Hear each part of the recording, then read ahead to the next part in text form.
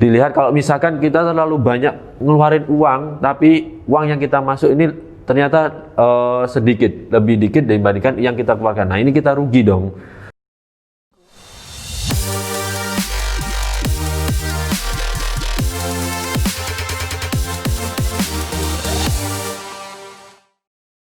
Halo, ketemu lagi dengan saya Alif Imran Muhammad dari theconsulting.id. Oke, kali ini saya ingin membahas topik yang sangat menarik bagi Bapak Ibu semua. Sebelum saya akan memulai topik kali ini, jangan lupa untuk subscribe YouTube channel kami yaitu theconsulting.id, karena subscribe ini sangat gratis, tidak dipungut biaya apapun.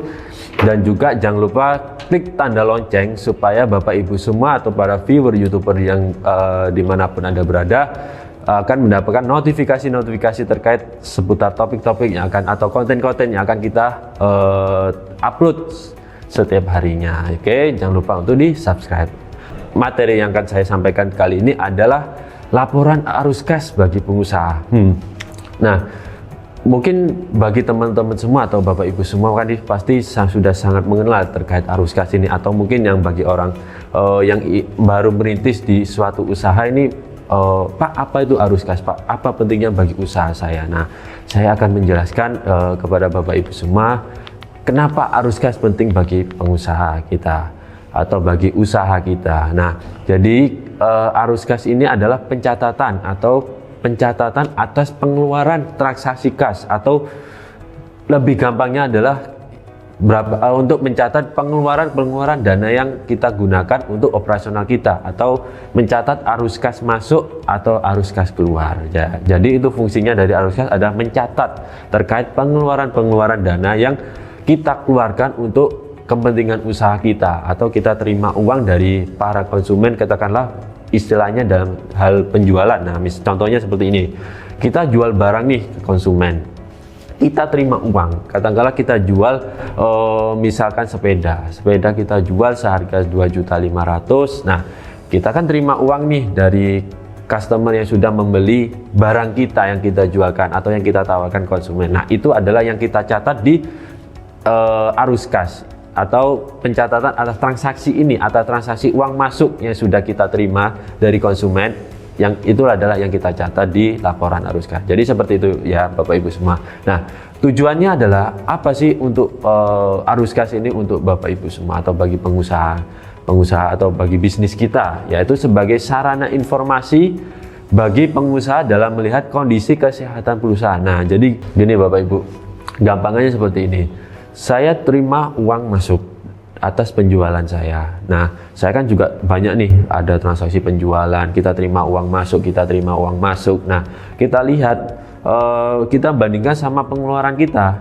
Perbandingannya seperti ini. Kalau kita bandingkan antara dana yang kita terima dibandingkan sama yang kita keluarkan, apakah kita memperoleh surplus atau memperoleh keuntungan dari penerimaan dana, atau dari istilahnya uang masuk yang ke kita ini, kita dapat profit nggak atau mendapatkan keuntungan nggak dari arus kas kita. Nah, jadi dilihat kalau misalkan kita terlalu banyak ngeluarin uang, tapi uang yang kita masuk ini ternyata sedikit, lebih dikit dibandingkan yang kita keluarkan. Nah, ini kita rugi dong, karena kan kita sudah ngeluarin banyak uang tapi yang kita terima cuma sedikit. Nah, ini kondisinya sangat kurang bagus bagi pengusaha, bagi usaha. Karena apa? Kita terlalu banyak ngeluarin uang untuk kebutuhan operasional yang tidak istilahnya yang mungkin entah itu mengeluarkan sesuatu yang hal yang mendadak atau yang tidak mendadak sekalipun, atau yang istilahnya berkaitan dengan usaha kita. Nah, ini juga menjadi evaluasi juga bagi usaha kita. Ini apakah sehat nggak sih? Kita udah jualan gini, kita sudah capek-capek dari pagi sampai sore atau bahkan sampai malam. Kalau kita udah terima uang, kita melayani customer dan sebagainya, tapi ternyata dari sisi keuangan kita atau dari dana kas saya ini, ternyata kita terlalu banyak ngeluarin uang. Nah, ini salah satu contoh yang kurang baik bagi usaha kita. Jadi istilahnya kita coba cek sebagai evaluasi kita, atau melihat kondisi kesehatan perusahaan kita ini, apakah kita ini dana kas kita atau uang kita itu kondisinya sehat atau tidak, terkait dari fungsinya dari itu tadi. Nah, yang kedua adalah memperkirakan arus kas pada periode ke depan berdasarkan laporan keuangan periode ini. Jadi gini, mungkin kita kan juga pasti menerima adanya laporan keuangan atau mencatat dari bisa dari neraca, bisa dari laba rugi. Nah, kalau laba rugi kan ini terkait penjualan kita dapat profit berapa. Nah, kalau dari neraca ini kan bisa mencatat dana kas kita ini berapa dari operasional, bisa jadi dari persediaan, aset dan lain sebagainya. Nah, jadi kita ini memperkirakan nih kapan kira-kira dari uang yang masuk ke kita ini kita proyeksikan ke depannya ini berapa sih. Nah, jadi istilahnya dari laporan keuangan yang kita terima ini sebagai proyeksi ke depan arus kas yang kita terima ini berapa sih. Nah, memperkirakan dana yang kita terima atau uang masuk ke kita itu berapa. Nah, seperti itu fungsi dari laporan arus kas. Yang ketiga adalah menentukan kemampuan atau ketidakkemampuan perusahaan dalam membayar kewajiban perusahaan. Nah, jadi gini, kita ini udah banyak uang masuk kita dari hasil penjualan kita ini sudah masuk semua. Nah, kita lihat dari uang masuk ini kita hitung. Katakanlah kita misalkan dalam 1 bulan kita dapat 100 juta. Nah, 100 juta ini kita bagi lagi dari hasil penjualan kita ini kita bagi kita proporsikan berapa persen untuk misalkan untuk biaya gaji, misalkan untuk pelunasan supplier dan lain sebagainya. Nah, yang paling penting adalah membayar kewajiban kita. Kita punya utang nggak? Atau misalkan gini, kita membangun usaha ini kita kita pakai pinjaman dana dari bank. Nah, secara uang masuk kan, tapi kan kita punya tanggungan kewajiban yang perlu kita bayarkan ke bank atau pengembalian dana pinjaman kita sebagai modal kita untuk membangun usaha. Nah, dari hasil penjualannya tadi itu kita coba hitung, kita proporsikan kira-kira berapa sih yang bisa saya bayarkan dari dana masuk saya atau uang yang saya terima. Itu nanti kita hitung berapa. Nah, kalau misalkan kita sudah temu proporsionalnya berapa, kita bagi uang yang kita masuk ini untuk apa.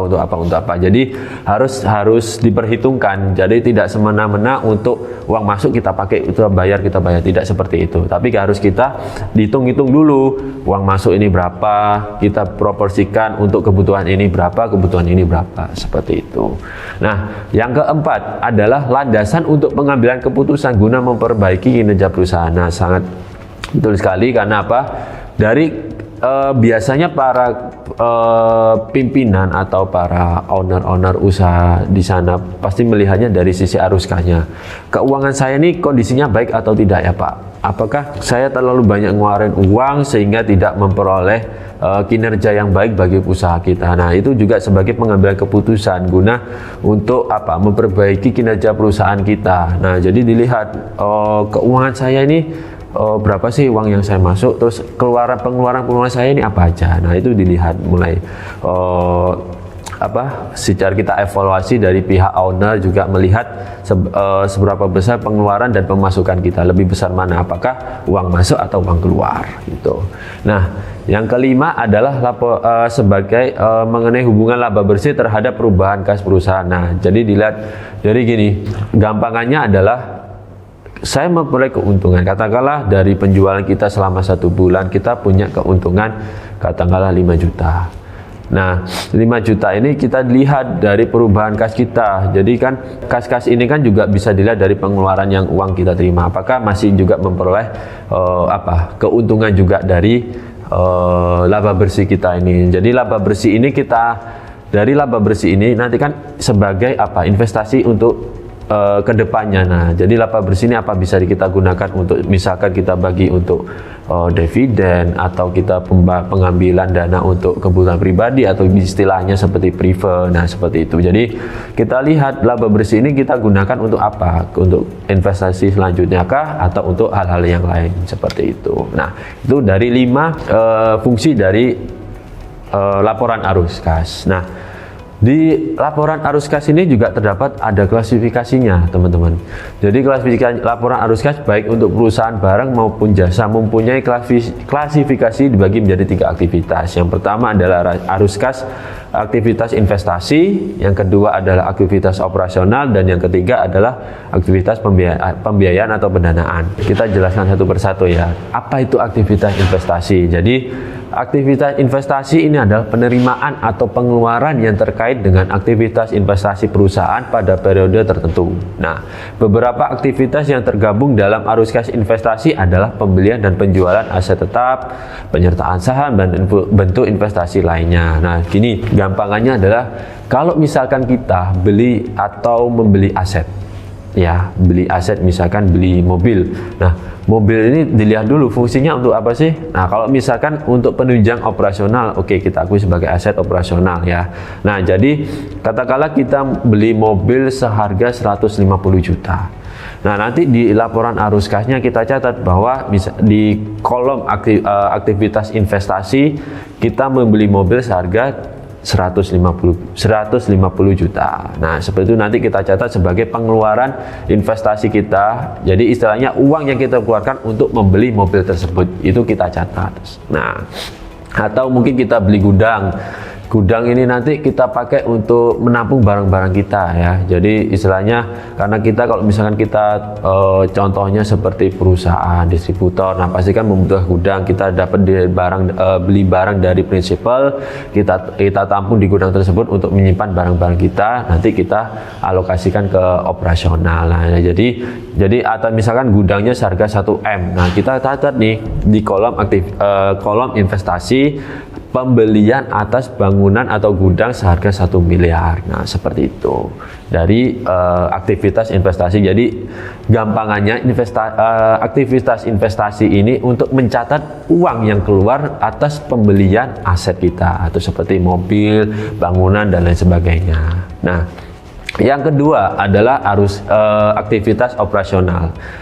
Nah, aktivitas operasional ini yang mencatat terkait pengeluaran dana atau uang yang kita keluarkan untuk kebutuhan operasional. Contohnya, misalkan saya membayar gaji karyawan sebesar 5 juta. Nah, itu kita catat di kolom aktivitas operasional di bagian pengeluaran uang. Nah, jadi misalkan biaya gaji sebesar 5 juta. Nah, kita catat di pengeluaran di kolom operasional di kolom yang bagian luar ya. Jadi catatnya adalah sebesar 5 juta. Terus apalagi biaya untuk kita mengeluarkan untuk pembelian bahan bakar misalkan ya, kita catat bahan bakar di kolom aktivitas operasional. Nah, dan sebagainya. Jadi terkait pengeluaran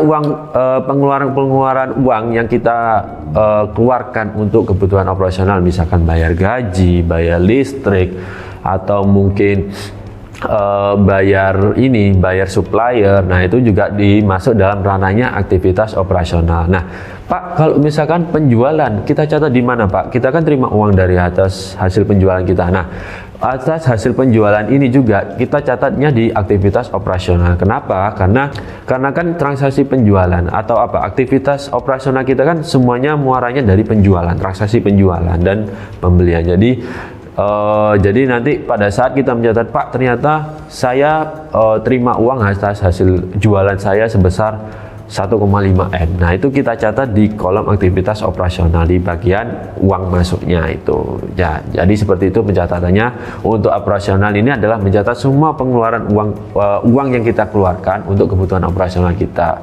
Jadi misalkan kita terima uang dari penjualan kita bayar supplier, kita bayar listrik, dan sebagainya. Nah, yang ketiga adalah aktivitas pendanaan. Nah, jadi gini, apa sih aktivitas pendanaan ini? Yang berkaitan dengan pengurangan dan penambahan modal pada masa periode tertentu. Jadi gampangnya gini, saya mau nyetorkan uang modal saya untuk usaha saya sebesar katakanlah 500 juta. Nah, kita catat nih, jadi si pihak bagian accounting itu mencatat atas penerimaan dananya, ada uang masuk nih dari owner untuk setoran modalnya. Nah, itu dicatatnya adalah di bagian aktivitas pendanaan. Jadi uang masuk ini kita terima, jadi menambah dari nilai kolom masuk ya di catatan laporan arus kasnya. Nanti si accounting mencatat atas penambahan dana dari owner atau penambahan modal untuk usaha kita. Jadi kita catatnya di kolom aktivitas pendanaan. Nah, kalau misalkan kita ini Pak ngeluarin uang untuk owner kita atau dalam istilahnya prefer lah. Nah, itu juga kita catat di bagian kolom pendanaan, di bagian sisi keluar ya.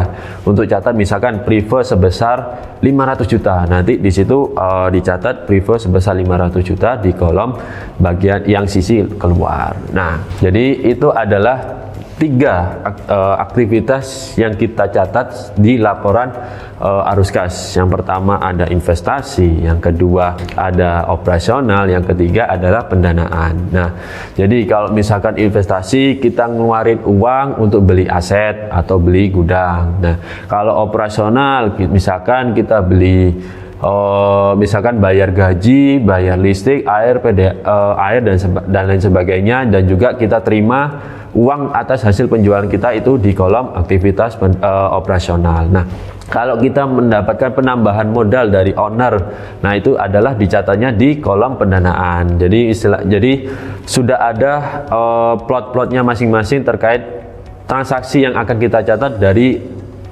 aktivitas uang kita. Jadi kita keluarkan untuk apa? Untuk biaya misalkan beli aset ya, jadi di kolom aktivitas investasi. Kita bayar gaji di kolom aktivitas operasional. Kita terima uang dari pihak owner sebagai penambahan modal usaha kita, itu adalah di kolom pendanaan ya. Seperti itu. Jadi itu adalah pentingnya kenapa arus kas bagi usaha kita. Supaya apa, kita bisa melihat kondisi kesehatan perusahaan kita, uang saya ini larinya kemana aja. Jadi sumbernya itu adalah di laporan arus kas ya. Oke, semoga bisa bermanfaat untuk Bapak Ibu semua. Sampai jumpa.